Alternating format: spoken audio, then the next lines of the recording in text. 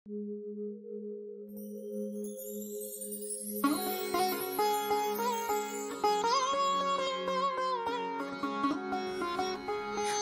আমাদের প্রতিবেদনে আপনাদের কাছে তুলে ধরব দুর্গাপুজো সম্পর্কে একটি ব্যতিক্রমী ঘটনা। কাকসার হরিকির আদিবাসী বাড়ির পুজো। নিজের হাতে মূর্তি গড়ে নিজের মন্ত্রে দেবী দুর্গার পুজো করেন এক আদিবাসী যুবক।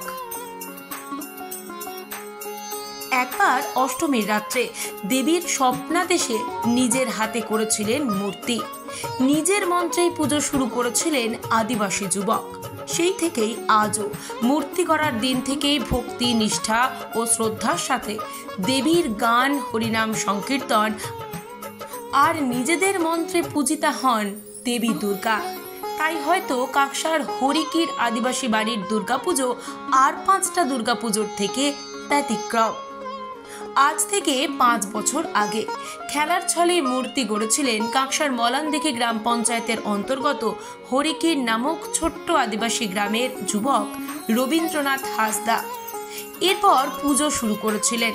এই সময় অষ্টমীর রাত্রে দেবী ওই আদিবাসী যুবককে স্বপ্নাদেশ দেন জাঁকজমকভাবে পুজো করার। কথিত আছে, একবার আদিবাসী পরিবারের পক্ষ থেকে পুরোহিত এনে পুজো করানোর আয়োজন করে। সেই সময় পুরোহিত পুজোয় বসলে দেবী তার উপর ভর করেন। এরপরেই পুরোহিত ভয়ে পুজো ছেড়ে চলে যান। তারপর নিজের মন্ত্রেই মায়ের পুজো শুরু করেন রবীন্দ্রনাথ হাঁসদা এবং তাতেই দেবী সন্তুষ্ট হন। তিনি আরও জানান, একবার পরিবারের কর্তা বলাই হাঁসদাকে মা সিংহ রূপে দেখা দিয়েছিলেন।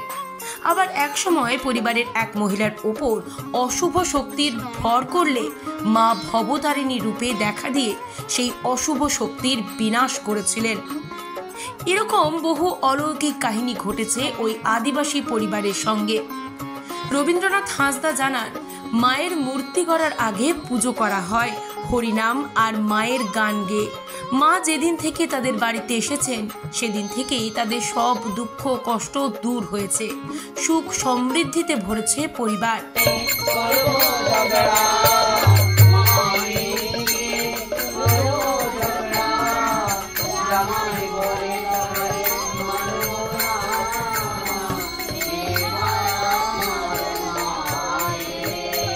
প্রথমে ছোট ঠাকুর বানিয়েছিলাম, মানে হঠাৎ কোনো প্ল্যান ছিল না করার।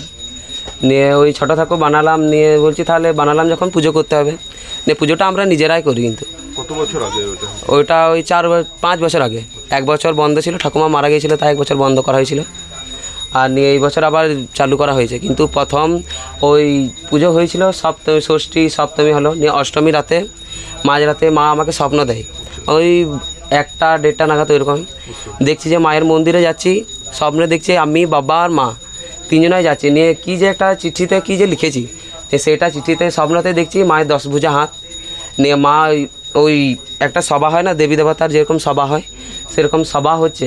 নিয়ে সভা থেকে দেখছি যে মার কাছে গেলাম। নিয়ে মা ওই বেদি থেকে, মানে সিংহাসন থেকে নেমে এসে আমার কাছ থেকে ওই চিঠিটা নিল।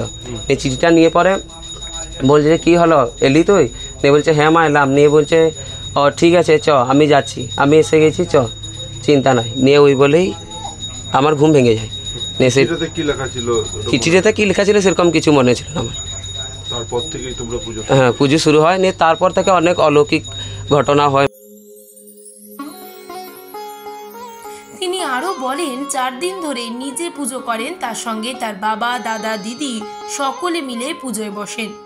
এখানে মা কখনো সর্ষের জমিতে সিংহরূপে, আবার কখনো হাওয়ার মধ্যে ভেসে আসেন ভবতারিণী রূপে। মায়ের কোনো নির্দিষ্ট মন্ত্র নেই, মায়ের নির্দেশেই নিজেরাই পুজো করেন।